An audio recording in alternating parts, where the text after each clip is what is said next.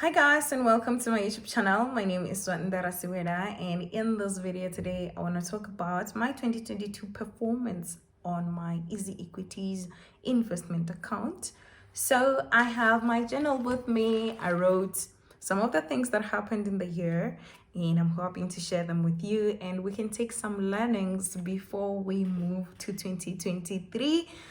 To start investing, to start sharing some 2023 videos and strategies on investment on shares. Okay, so the last time I did something like this was in September, and yeah, I agree, I admit it's been a while. To be honest, in 2022 I actually thought that I would be able to do stock review every month, but yeah, if you watch my videos you probably know that I was working on a 15-bedroom student accommodation that took a lot of my attention and really a lot of my everything and my money. So I wasn't really focusing a lot on my portfolio to be able to change anything or to be able to comment on it. I didn't really have time. So now, because I'm planning for 2023, I thought it would be good for me to review what actually transpired in 2022, so that when we get to 2023 and we start making decisions in 2023, we know where we are making them from. Okay, so if you watched my first video of 2022, please guys watch my videos. I always refer back to my videos. The first video of 2022 was actually about my top 5 financial goals, and 2 of those goals were based on EasyEquities portfolio. So one of the goals was that I will have 150,000 on my EasyEquities account. That would be the money that I deposited plus capital gains plus dividends, and also that I will be able to maximize my tax-free savings account. So for some of you who do not know what that is, I'll briefly just explain and then we'll jump into the video of the day. Before I can do that, make sure you subscribe, share, like, and comment. And please note that none of my videos constitute as a financial advice, okay? So a tax-free savings account is an account that allows you to deposit 36,000 annually. So the gains that you make from that investment is not taxed, meaning that the capital gains is not taxed. Even if it's on a fixed deposit account, your interest rate is not taxed if it's a tax-free savings account. And if it's on shares, your dividends is not taxed. Okay, so as for me, I'm trying to maximize on those tax benefits using my EasyEquities tax-free savings account, so I don't get taxed on my capital gains and on my dividends on the tax-free savings account portion. So this is the account which I plan on maximizing, and maximizing meaning depositing, sorry, my battery is low, depositing 36,000 annually. Okay, so you're allowed to deposit 36,000 annually. You're also allowed to deposit 500,000 in a lifetime. Okay, so for you to be able to reach that 500,000 by depositing 36,000 year on year, you need about 13 years. And for me, 2023 will be my 3rd year, and really I can't wait to reach my 13th year and have 500,000 of my own capital. And if the stock market is really on my side and I can get an average of 7% annually, I could be sitting on an additional 300,000 of capital gains. That sounds really good. And also guys, like, the taxman is taking a lot from us. Don't tell SARS. It's better to actually maximize on this benefits that allows us to invest without getting taxed. Okay, so let's start with the video of the day. So I'll start with giving you some of the shares that I have, not some, all of the shares that I have on my portfolio, and then we'll get into reviewing each one of them individually. So I'll focus mainly on my ZA account. I'll do another video that focuses on my tax-free savings account, and we'll also do another one that focuses on dividends that I was able to make, because I was able to make something on dividends. Okay, so on my ZA account, I have Capitec, I have Exaro, I have First Rand, I have MTN, I have Purple Group, I have Sasol, I have Sibanye, I have Tungela, I have Transactional Capital, I hope I'm pronouncing that right, I have Vukile, and I have Woolworths. On my tax-free savings account, I have S&P Infotech with One Invest. I have Total World with CoreShare. I have Top 40 with Cetrix, DV Plus with with Citrix, healthcare with Citrix. I have MSCI with Citrix. I have Nasdaq with Citrix. I have RISI 10 with Citrix. Citrix, you know what? Me and you. And I have Signia Healthcare. If you want to understand how to pick ETFs that focuses on the same thing but comes from different providers, I have a videos here on my YouTube that I speak about that. Also, I have 2 healthcare ETFs, guys. Really, my portfolio needs to be cleaned. That's not correct. Okay, on my USA portfolio, I have Apple, I have Meta, previously known as Facebook. I also have Caterpillar, which is the company I work for. So funny enough, I have sold my Caterpillar shares. However, by the time that I sold those shares, I was qualifying to get dividends, and I ended up getting dividends, and I think it was for 1 rand something. And since then, I've kept that 1 rand on Caterpillar, and it has since grown with 28%, something which it has never done while I was holding. So it's really painful. And one update that is worth mentioning, I've sold one company, which was Upstart, and it was at about minus 80 something percent loss. So I had to make a decision to sell it, and it was a huge loss for me. However, I'm not regretting, because even year to date, Upstart is not recovered. And I don't feel like I understood enough what it was about, and maybe that's why I don't have a lot of USA stocks, because I do not know them enough to be able to know if they will recover. Also, this was the biggest lesson, because I got to realize, when do I get to sell really if a stock is really dropping, right? At what percentage do I sell? And this is why some people have stop losses, guys. Really, you can't lose until 80%. Like, what sign do you want to see? It was losing at 40, 50, 60, 70, 80. Really, no, that's not right. So I decided to put a mark of minus 20%, so my stocks cannot lose minus 20%. If I lose anything minus 20%, regardless of who they are, I'm going to sell them. And that's my strategy going forward. Okay, so again, if you watch my video, you may know that I'm not looking to hold many stocks. My plan is to hold small numbers of companies that correlate strategically and keeps me on the positive and keeps me on the winning, possibly average of 10% year on year. Okay, so I plan on just buying stocks which I feel like are low and have a potential, but if an opportunity comes of a new stock, I will always take advantage of that as well. So currently, looking at my overall portfolio, I'm sitting at 141,000, and if I am to round it off, it's 142,000. And the overall gain is 9.8%, which is equivalent to 12% to 12,000 rand in profit. Okay, so most of this money is actually coming from my ZA account, because from my ZA account I have a profit of 10,000 rand, which is equivalent to like maybe 80% of the rest of my profit, right? So on tax-free savings account, I'm making 3,000 rand on profits. And looking at the overall year of 2022, I was mainly on losses from my tax-free savings account. A lot of ETFs were not on the positives, so my overall portfolio was mostly on the minus. And only starting from November did most of the South African ETFs or ETFs that focus on South African companies started recovering. So hence I have a little bit of gains, right? And I'm glad the top 40 is actually doing well, which is a good sign for the JSE. So on my USD, actually on minus 1,353. To be honest, I've never done well on USD.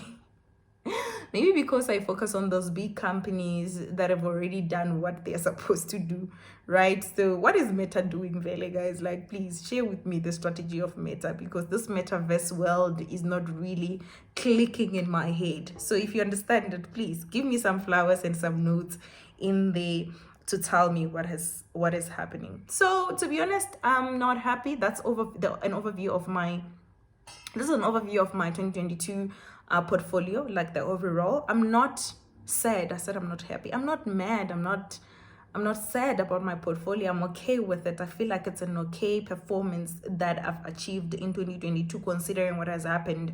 I mean, a lot has happened. We even had the rumors of recession, a strong rumor of recession in the US. A lot of consequences of the war, we started feeling them in 2022. We started seeing companies, international companies, firing or retrenching people who are based in Russia. So a lot was happening, fuel prices, this and that. So a lot really happened. And a good reflection of that, the fact that the stock market is not doing well, it's when people don't post anymore. people people stop posting when things don't go well, which is so funny. But anyway, I hope through the times in which things were not going well during the dip, you guys found an opportunity to buy. I didn't have money to buy, so I didn't buy much. Okay, so in terms of individual stock review, we'll start with Capitec. So my goal, I'm sure if you watch my videos, I hope you do, you may know that I'm hoping to own at least 20 shares of Capitec soon enough. I don't know when. I know that Smart Goal says we must attach goals to timelines, but for now, let's keep it to 20 shares. And currently I hold 6, which is okay. I will increase. So the interesting part is that I'm very bullish on Capitec. Yes, I want to buy more Capitec and more Capitec. I feel like Capitec is still a growth stock. There's too much growth. There's a lot of growth that they can possibly tap into. However, when you compare Capitec and other financial institution or their competitors, really Capitec is not the best in terms of numbers, because if you look into PE ratio, it has the highest PE ratio, and PE ratio is an indicator of whether a stock is cheap or expensive, meaning that Capitec is actually more expensive versus its competitor. The last time I checked, it was on 23 something, but now that the share price has dropped, the PE ratio has possibly dropped as well. But yeah, it is still the highest. Even when it comes to dividends, it's not the highest paying company. You know, I did a check with versus Standard Bank, and I noticed that year to date, Capitec has a loss of 12.41% year to date. And Standard Bank is actually sitting at positive 14%. So really, when Capitec is going there, Standard Bank is going there. But yet, I still want to buy more Capitec. I still feel like the fundamentals are correct. There's a lot of spaces that these other banks have tapped into that Capitec has not yet tapped into. And hopefully I'm correct, and they're looking into exploring those. On my previous video in September, I actually spoke more about Capitec. So if you want to know more, you can go and check out that video. So yeah, me buying more Capitec. And good part about that is we got dividends twice on Capitec. So speaking about banks, I also own FirstRand.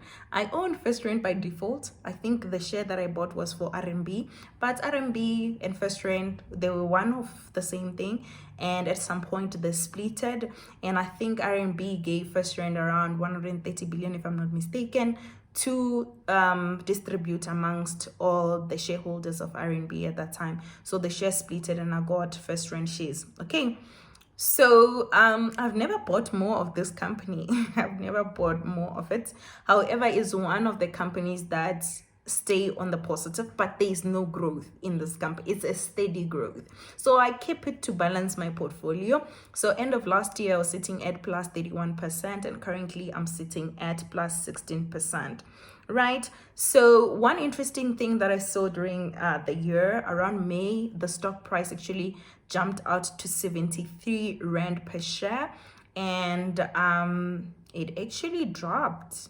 And it dropped from there to playing around 60 to 70, but mainly around 60s, and that's where it currently is.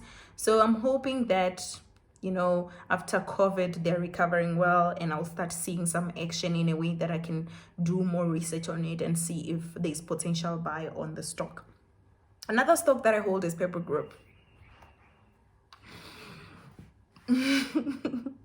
So Purple Group, I think I'm one of the people who actually like advocated for Purple Group a lot, and it's because I like EasyEquities, right? But you know, People Group, since the 1st of January 2022, it has since dropped by 50%. This is one of my biggest loser.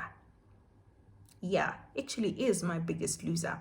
So I remember last year towards the end of the year, we celebrated a mark of 2 rand per share with People Group. So it was doing that good. For the longest time, it was trading around 1 rand. And at some point, it actually did reach the targeted point, which was 2 rand per share. And from that time onward, you know, the CEO of People Group, Charles, is going to make some noise about this thing. So he was posting everywhere. And I know that they have a target to reach 10 rand per share, which I believe they can, considering the type of company that it is. I mean, I think People Group has the capabilities of Capitec when Capitec started. So I'm hoping that they do recover and they do get to the targeted price of 10 rand whenever they plan to. So I'll be looking forward to reading some of their results to see what their plans are. I know that they were planning at some point to have credit facilities, and I think that will be groundbreaking, and Capitec should look into that, to have an in-house home loan facilities and etc. That can help Capitec as well. So let's see how 2023 has, what People Group has for us in 2023. Okay, so I also have Thungela and Exxaro. I know, 2 coal mining companies. Yeah, hence I say that my portfolio requires some cleaning. In as much as I like keeping the stocks that I already have, there's some cleaning that I still need to do. So the beauty about Thungela is that, you know what, it performed well. This is the highest performing company that I have. In 2022, their performance was 176. 176 is a lot, guys. If it was my overall portfolio performing at 176, I would be far. I'll be buying more properties, you know. So yes, this is the highest performing stock, and I love that. And they paid dividends, and I think the last dividends I got was about 6,000. Oof, guys, it was such a kiss, a warm one.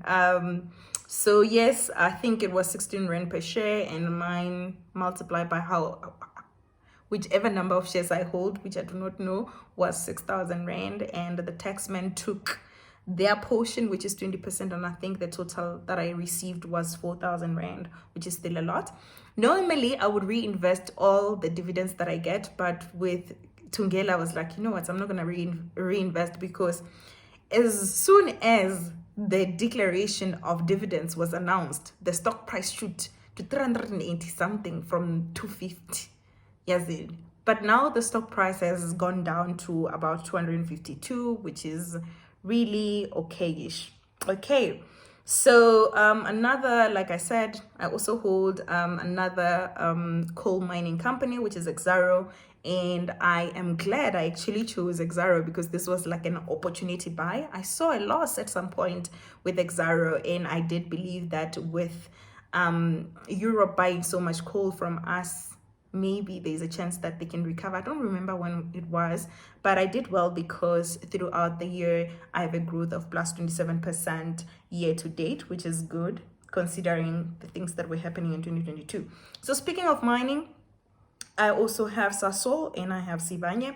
These are 2 companies really that yeah, it's tough, but Sasol has more potential, maybe more than Sibanye, I believe, you know. So Sasol minus 2.8% year to date, my own performance, and also Sibanye minus 2% year to date, my performance. But overall, Sibanye has minus 9.23% on a loss. So meaning that, you know what, it's going down. So yep, but funny enough, Sasol at some point it was selling at 407 per share in 2022. So I wonder what happened, but now it has since dropped to 277. So what I know is that Sasol did well from the first half of the year, and July it started going down, and Sibanye, on the other hand, only Q1 did well, and since then it's been going down, right? So yeah, it's been tough on the stock market. However, I have 2 companies that have been steady and positive throughout the year, which is Vukile which is sitting at plus 20% for me year to date. And I have Woolworths, which is sitting at plus 31% for me, which are two companies that I like. Vukile, it's a property, it's a REITs, it's a, what is this? The real estate investment trust. Yes. Yeah, and you know Woolworths. Okay, so another company that has joined the portfolio this year is MTN, and funny enough, like People Group, it's one of the biggest loser. But I don't know what happened with MTN, because MTN is one of the largest telecommunication company, and I knew that I needed to add telecommunication. And comparing all of them, I was like, you know what, there's something with MTN and their coverage in Africa. However, I know that at some point this year, in 2022, they stopped all the SIM cards that were not fee card in Nigeria, and Nigeria was bringing about 33% of the revenue on the overall group. So that may have been the reason, I'm not sure. But in terms of profit, looking at year on year from the previous year, like 26, 17, 18, 19, I don't know if I went too far. 2021, 22 was too high for MTN. No, 21 was too high for MTN, and 22 went back to the expected performance in terms of profit. Like it has a steady profit.